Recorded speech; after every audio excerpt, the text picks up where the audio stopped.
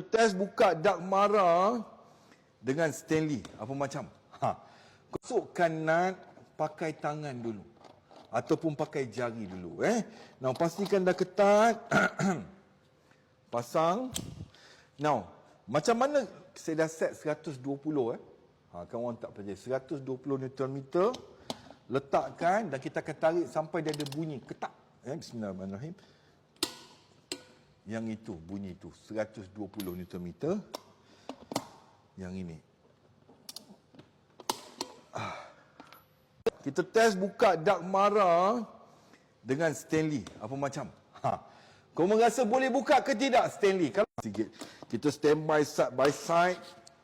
InsyaAllah. Macam saya cakap tadi, untuk ketatkan nut tayar kereta 4-wheel drive, Ranger ke apa kereta pun, pada 110 ke 120 Nm dah cukup. Kita akan buka sama-sama. Bismillahirrahmanirrahim.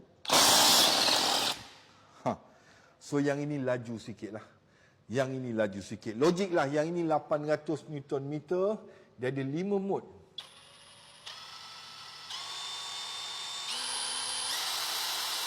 Ada 5 mode. Tapi kalau kamu ada bajet, go for Stanley. Benar khabar. Now kita nak tengok planner, cordless planner. Ada yang nak tengok cordless planner ke?